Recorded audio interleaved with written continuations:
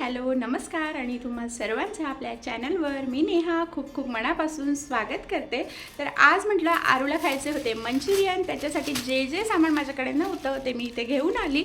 आणि खरं सांगायचं तर ना ह्या भाज्या जास्त खाल्ल्या जात नाही, पण काय करणार आता, मुलांना खायचं असलं आणि तिला मी म्हटलं की पार्सल मागवूया का, तर ती बोलली की नाही मला घरी बनवून आज पाहिजे आहे। फर्स्ट टाइम तिने असं काहीतरी मागितलं माझ्याकडे, तर ते माझं करून तिला खाऊ घालणं माझं काम बनतं एक आई म्हणून।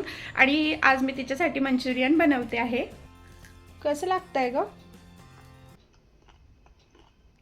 कसं लागतंय? यमी लागतंय? ओके। तर मंचुरियनसाठी ज्या लागणाऱ्या गोष्टी आहेत त्या मी इथे घेऊन आले, जसं की डार्क सोया सॉस आहे, रेड चिली सॉस आहे आणि बाकी काही असे ड्राय मसाले आहे। हे मी ठीक आहे आरूला देऊ शकते, पण हे एवढे सॉसेस वगैरे काही आतापर्यंत मी कधी दिलेले नाही आरूसाठी, आणि त्यात दिलं पण नाही पाहिजे। आणि त्यात हे तिखट आहे त्यामुळे ती स्वतःच मागणार नाही। आणि हे जे आहे ना व्हेज मंचुरियन मसाला वगैरे हे सगळे ड्राय मसाले आहेत, तर ठीक आहे हे थोडे थोडे पण तिच्यासाठी टाकले, अर्धा टीस्पून, तरी पण तिला थोडीशी त्याची टेस्ट येणार त्याच्यासाठी मी हे आणलेले आहे। आणि थोडीशी आता हे करते, मंचुरियनची तयारी करते। आणि मंचुरियन वगैरे असे काही चायनीज प्रकार जे असतात ना ते करायचं म्हटलं की सगळ्यात मोठा टास्क असतो तो म्हणजे भाज्या कटिंगचा। तर इथे भाज्या कटिंग मी चालू केलं आहे, हे काम खरंच खूप पेशन्सफुली असतं।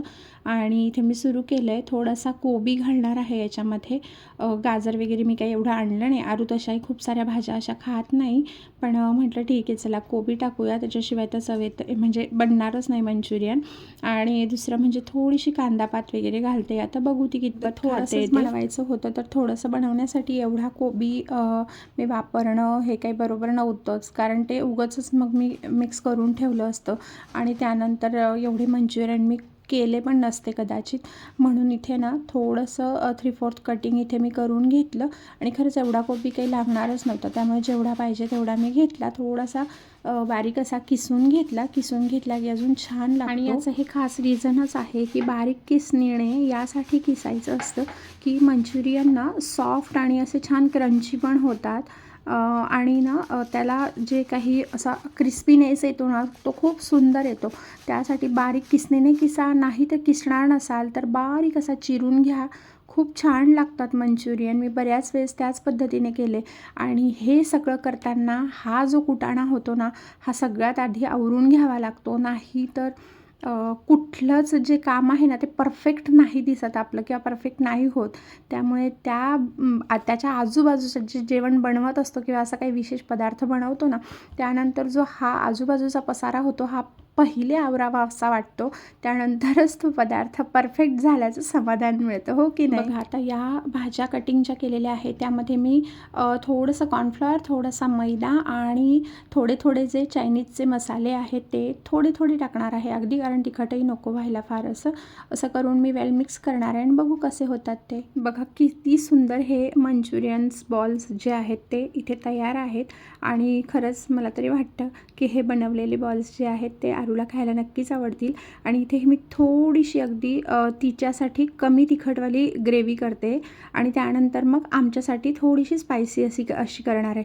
आता माहीत नाही तिला हा थोडासा ग्रेव्हीवाला खायला आवडेल की मग अगदी फक्त ड्राय मंचुरियन खायला आवडेल, ते आता पुढे कळेलच मला काय होतं आहे ते। आणि छान सुंदर असे क्रिस्पी मऊसूत असे मंचुरियन बॉल्स होण्यासाठी ना आपण भाज्या ज्या वापरतो ना त्या ताज्या भाज्या वापरल्या पाहिजे, जास्त ठेवणीतल्या अशा भाज्या नको, ताज्या वापरल्या पाहिजे, जेणेकरून की त्याला पाणी नको सुटायला। कसं लागतंय? यमी लागतंय? ओके। मग आता ग्रेव्ही सोबत खाणार का? आवडेल? एवढं करायला लावते तर छान खात तरी जा, म्हणजे समाधान होतं ना माझं, हो की नाही? बघतेस काय, खाशील ना? ओके। ड्रायच खाणार आहेस? बघा एवढं छान बनवून सुद्धा ती ड्रायच खाते, आणि इतकं सुंदर असं मी तिच्यासाठी हे ग्रेव्हीवालं बनवलं आहे। तर ओके मॅडम, तेवढंसं खाऊन मला जरा सांगा की कसं बनलं आहे, गरम आहे का? कसं बनलंय? एकदम सेम, एकदम काही फरक नाही या प्लेन पेक्षा, पण दिस इज अ बेस्ट बेस्ट ग्रेव्हीमुळे त्याच्यामध्ये टेस्ट आली. ग्रेव्हीमुळे टेस्ट आली ना. मग मी तुला तेच सांगत असते की असं काही थोडंसं ट्राय करून बघायचं, मम्मा तेव्हाच आवडायला लागतं ना आपल्याला. अजून. अजून आणते ना, खूप सारे आणते. फायनली कसं झालंय? यम्मी, छान झालंय ना. ओके. गरम आहे मंचुरियन, त्यामुळे आरवीचे रिॲक्शन्स तुम्ही पाहिले आहे. आणि जेव्हा आपण बाहेर खात असतो ना, तेव्हा काय होतं, बऱ्याच वेळेस मुलं टाईमपास वगैरे करतात, इकडे तिकडे बघतात, त्यामुळे ते त्यांना एवढं गरम लागत नाही. आणि ते आम्हाला आरवी तेच म्हणत होती की आई बाहेरचं आपण जेव्हा खातो तेव्हा तर एवढे गरम नसतात गं. तर मी तिला तेच समजावून सांगितलं की तेव्हा तू टाईमपास करत असते, तेव्हा तू खात नसतेच जास्त. आणि इथे आत्ता अगदी मी रेडी केलं आणि लगेच तिला वाढलं होतं.